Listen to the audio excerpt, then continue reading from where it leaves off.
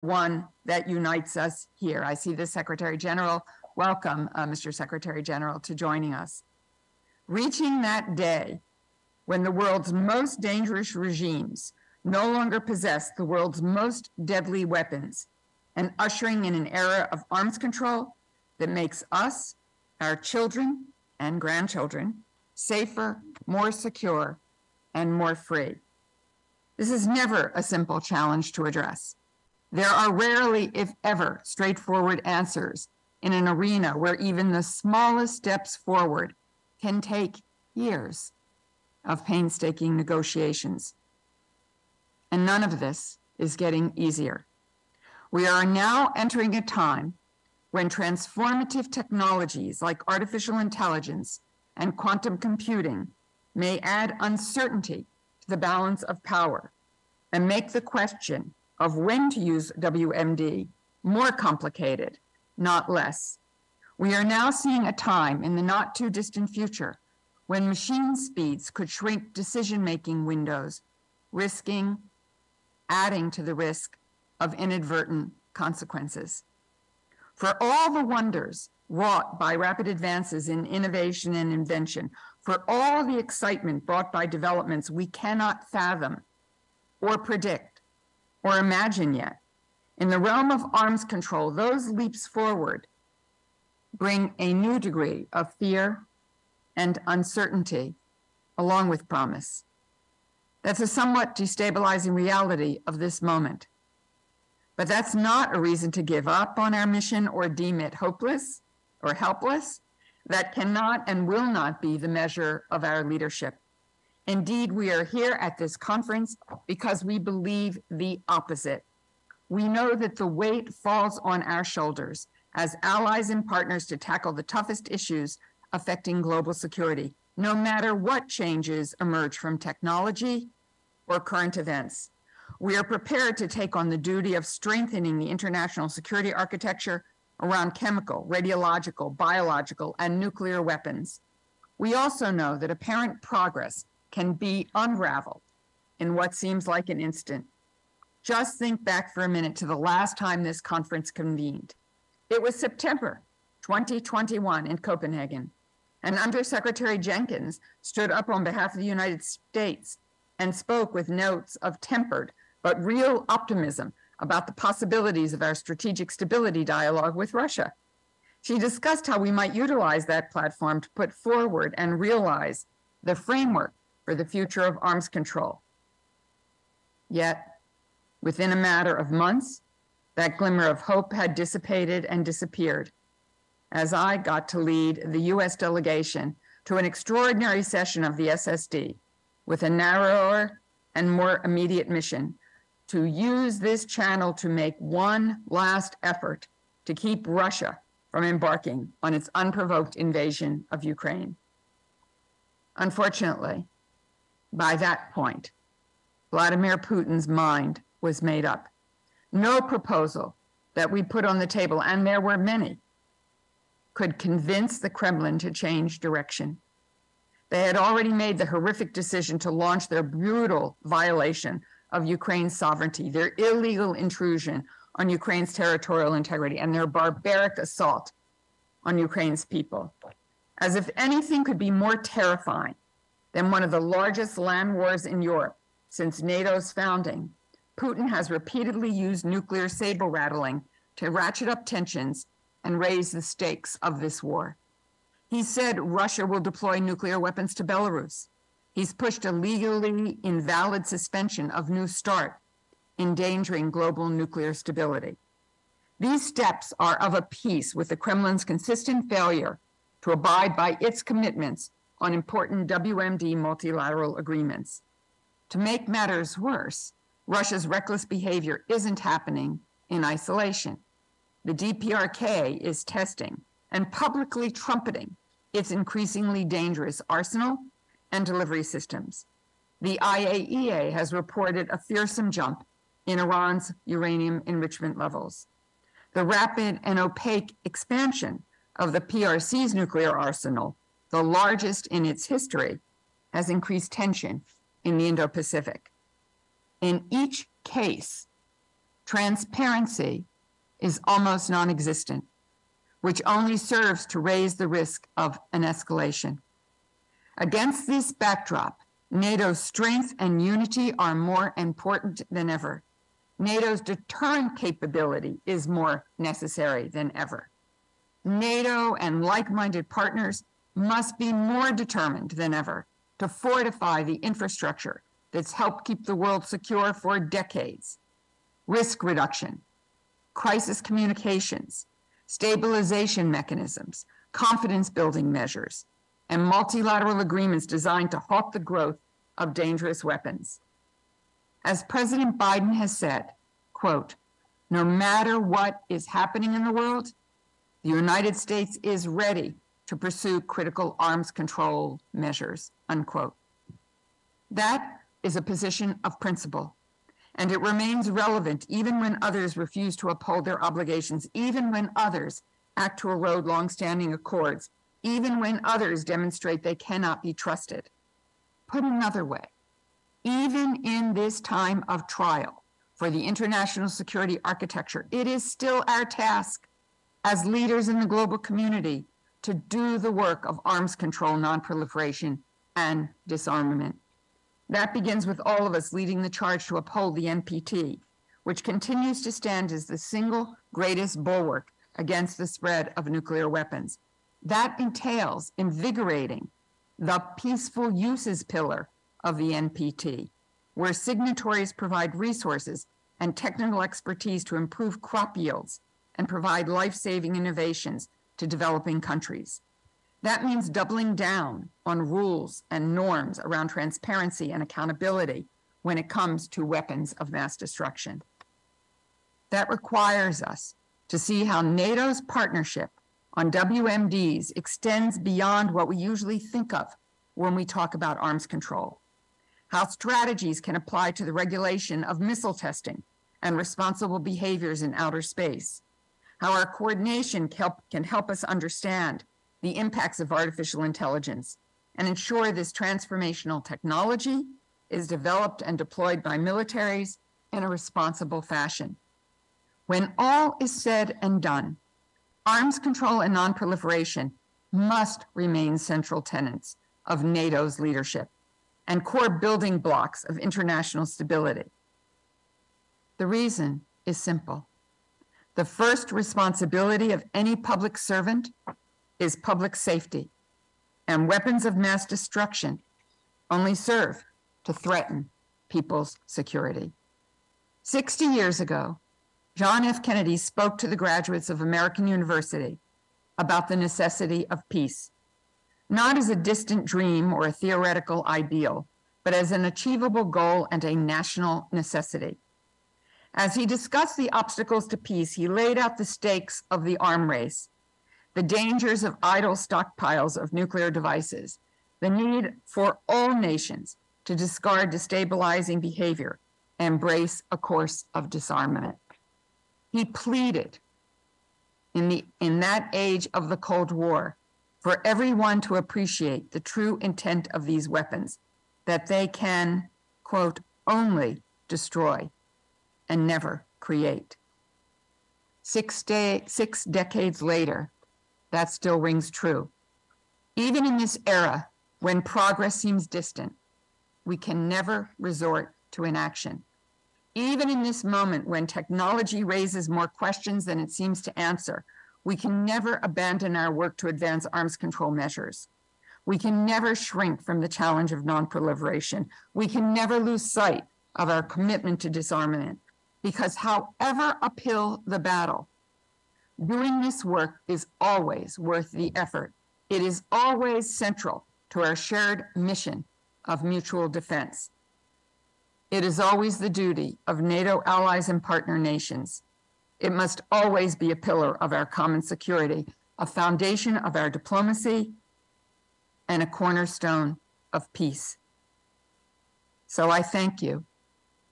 I thank you for being our partners, our NATO partners in this effort. Thank you very much. Great. Thank you so much for those excellent words, Deputy Secretary Sherman. It is now my pleasure to welcome NATO Secretary General Stoltenberg for his keynote address.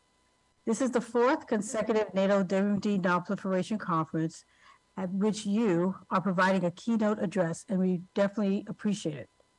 It demonstrates the high priority that this alliance, as well as you personally, accord to arms control, disarmament, and non-proliferation as an essential component of our security.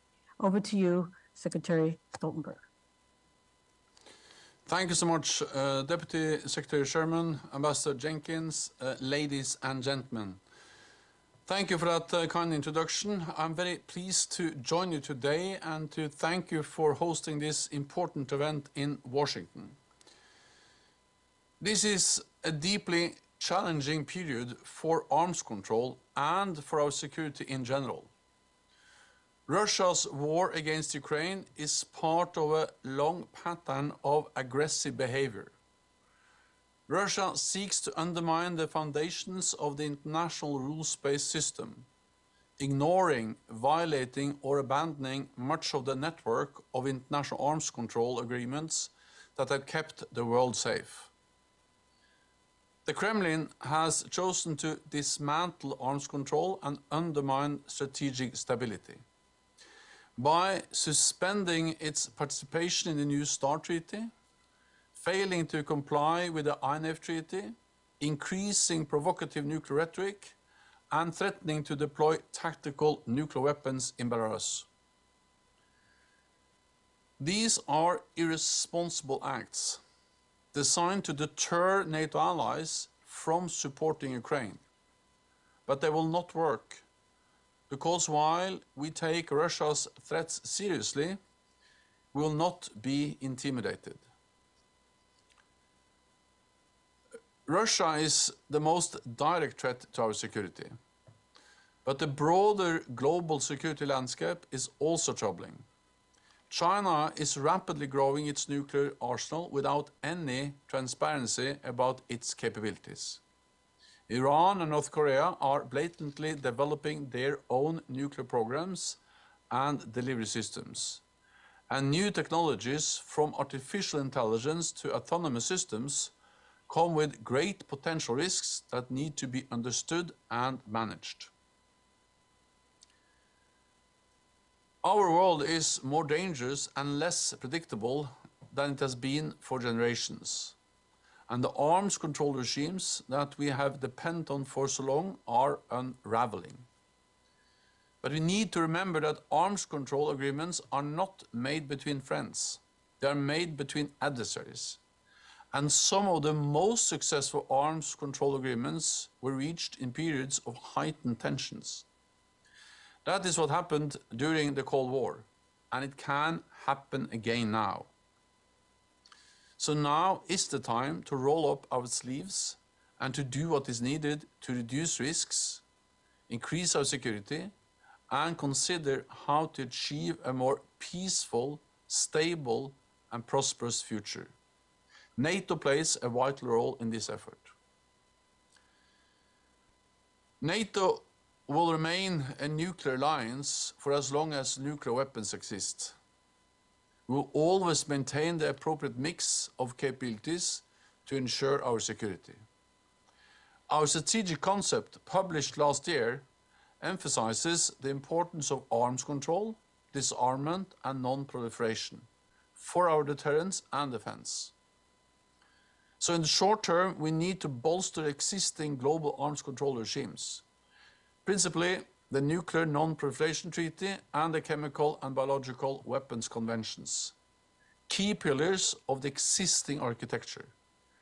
And we should push back against efforts that risk undermining the existing non-proliferation framework, including the Treaty on the Prohibition of Nuclear Weapons. We also need to engage with other countries around the world, including those in the global south. The use of nuclear and other weapons of mass destruction fundamentally changes the nature of conflict. This is something we can all agree on. It's a starting point for making progress. As we look to the future, there are further areas that need our attention. the rapid spread of new disruptive technologies demands an entirely new approach. We cannot simply count and limit the number of algorithms or artificial intelligence systems a country has as you would missiles and warheads. Ensuring strategic stability in this more complex technological environment will require a different approach to effective confidence building, transparency, verification, and compliance for a new era. And we need to develop the expertise to understand and to manage these new risks, so different from those faced by previous generations. We are determined to develop a shared, universal gold standard for responsible use of new technologies in defense. At NATO, we have started this process with our artificial intelligence strategy and its principles of responsible use. Another example is the United Kingdom's work at the United Nations to establish behavioral norms to reduce space threats, including preventing the use of anti-satellite missiles and directed energy weapons. This has the full support of all allies as well as widespread support in the General Assembly.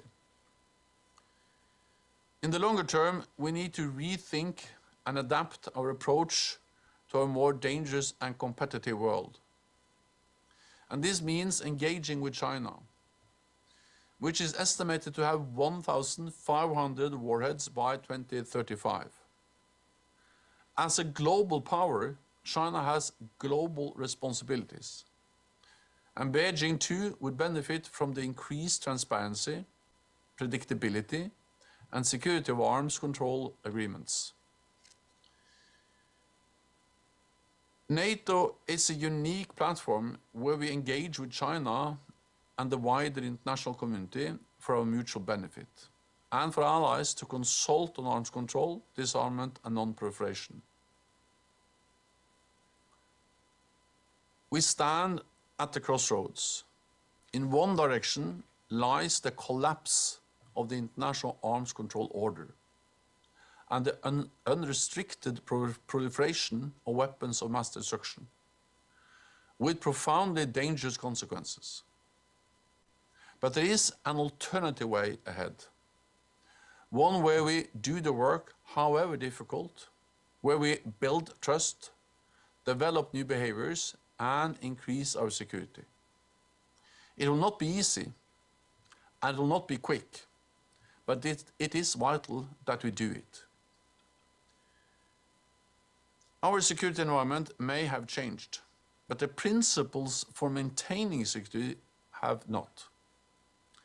NATO is the world's most successful alliance because we stand together, united in our values and in our commitment to one another's security, and determined to protect the freedom and security of our 1 billion citizens in our 31 allies. NATO is determined to continue to play our part in the future of arms control.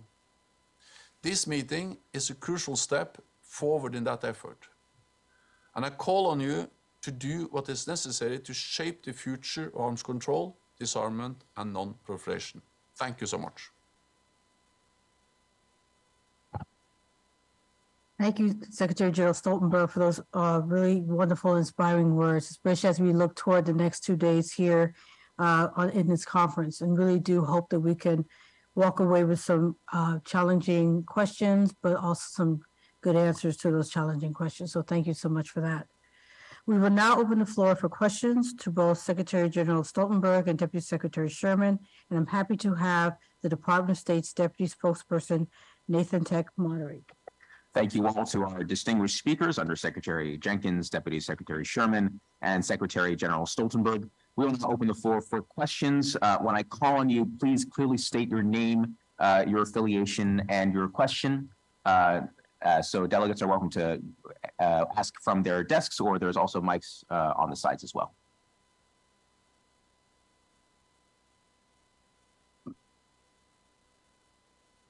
Our colleague from Denmark. Thank you. Thank you very much indeed. My name is Jürgen Gammelgaard. I'm from the Danish Ministry of Foreign Affairs. First of all, thank you very much indeed to Undersecretary Barney Jenkins as our host and to the NATO Secretariat for organizing this extremely important event. And thank you also very much to the U.S. Deputy Secretary of State, Sherman, and NATO Secretary General for very, very important statements to kick off this meeting. I noted that in both statements, the issue of China came up as, and I think also in both statements there was a lot of challenges kind of described, but I think the issue of China was one important element, and I wonder whether you could expand a little bit more on how can we collectively engage China collectively and maybe also nationally, individually. Ideas on that. I think the Secretary General has mentioned a number of issues, but maybe concretely, what can we do? It has been difficult to engage China on these issues. And then a second question would be that one thing is NATO coherence. I think that's extremely important. But beyond NATO coherence, it's also important to reach out beyond NATO. I think the global South was mentioned. And again, what can we do more to be successful in reaching out to the global South, also to engage them on this very important agenda? Thank you very much.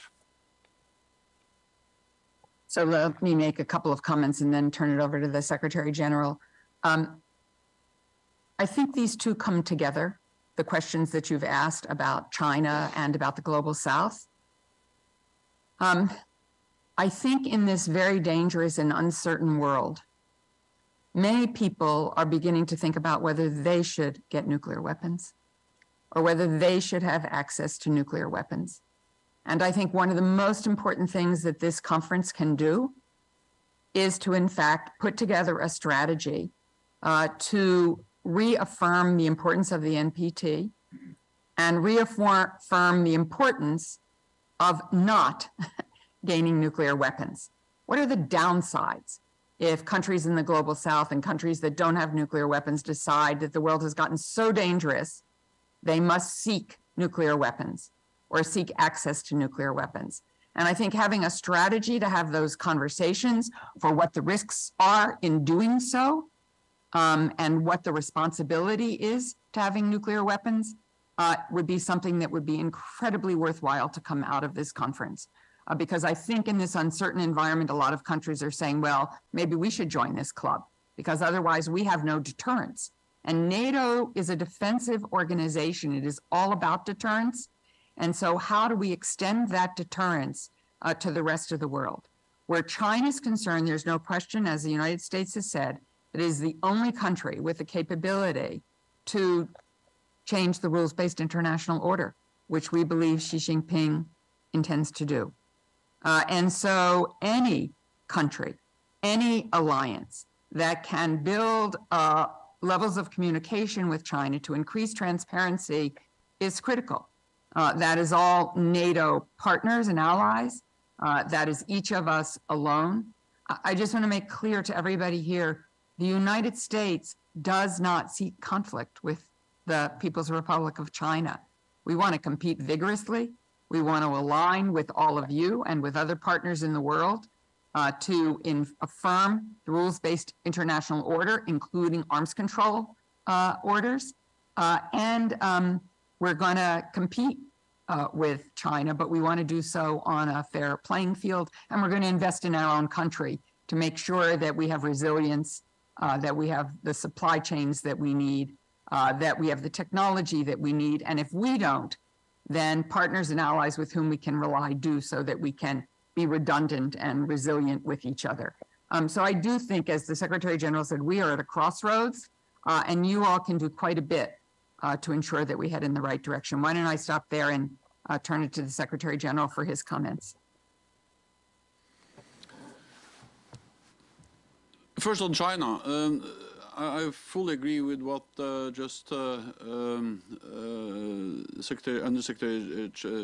Secretary Sherman just said, that of course, it is in the interest of all of us to engage with China, and that's exactly what NATO does. We engage at the staff level. We engage regularly with Chinese officials. I met with the Chinese foreign minister and some months ago, and the message is that we are ready to engage as a NATO alliance, but also as individual allies. As we stated in the strategic concept that NATO agreed at the Madrid summit last July, we don't regard or assess China as an adversary, but China poses some challenges to our interests, to our NATO values, and to our security. And that makes it even more important to engage with China, because we see that they are investing heavily in new modern capabilities, long-range missiles, more than tripling the number of nuclear warheads within a few years. So, of course, all of this matters for our security and for the security of the whole alliance, for all NATO allies. And the message is that it will be also in the interest of China to have verifiable limits on their nuclear arsenals.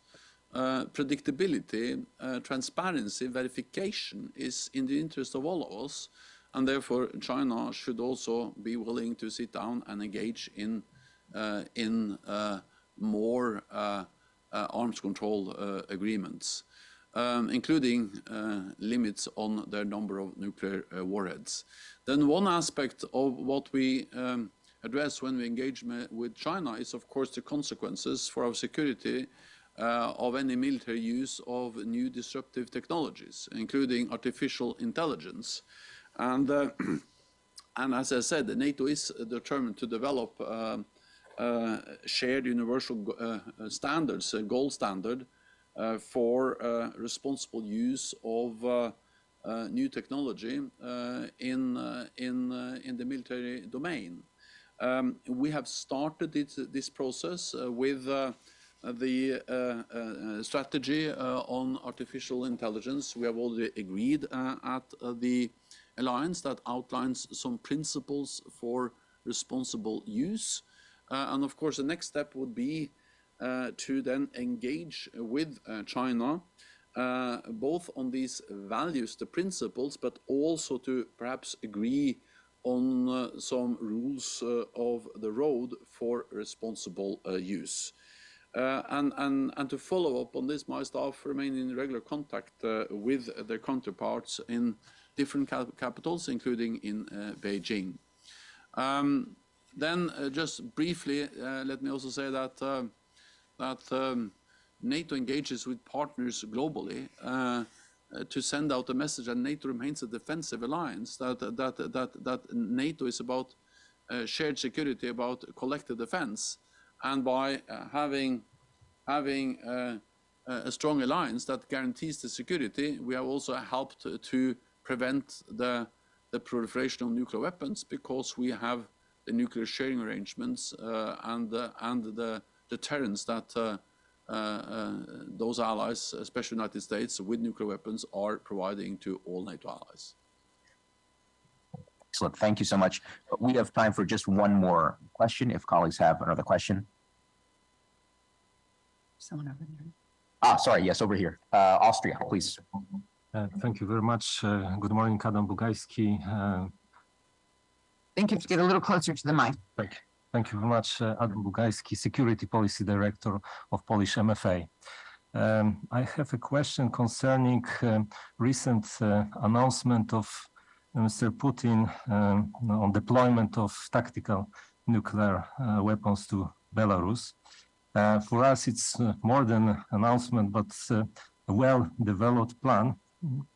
And of course, it's an attempt to proliferate nuclear weapons in the region. So my question to both Deputy Secretary of State and Secretary General is how can potential reaction from NATO and NATO allies look like? Thank you.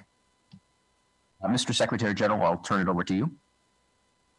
Well, we are, of course, closely monitoring what Russia does, and the new announcements from Moscow about their intentions, their plans to deploy short-range or tactical weapons to Belarus is part of a pattern we have seen actually over many years, but especially since the brutal invasion of Ukraine, of dangerous, irresponsible nuclear rhetoric. We are, as I said, monitoring very closely what they're doing. We are vigilant. So far, we haven't seen any changes in the Russian nuclear posture that demands any changes in our nuclear posture. But we are ready, and we have over the years, as a response to this pattern of Russian military buildup, but also use of force against the neighbors, Georgia in 2008, and we have to all remember that the war in Ukraine didn't start last year, it started in 2014. So especially since 2014, NATO has implemented the biggest reinforcement of our collective defense since the end of the Cold War. With, for the first time in our history, combat-ready troops in the eastern part of the alliance, including in Poland, a US-led battle group there, but also in the Baltic countries in the Black Sea region, with more pre-positioned equipment, with more air policing, naval presence, and also with higher readiness of our forces, and perhaps most importantly, with increased defense spending across the whole alliance since 2014. So since the announcement regarding Belarus is actually part of a pattern we have seen over many years, NATO has adapted to that already, and we will continue to adapt and do what is necessary to ensure that that all allies are safe and that our deterrence and defense remain credible. Let me add one more thing, and that is that, sorry, after the invasion of Ukraine, NATO's responsibility has fundamentally been two things.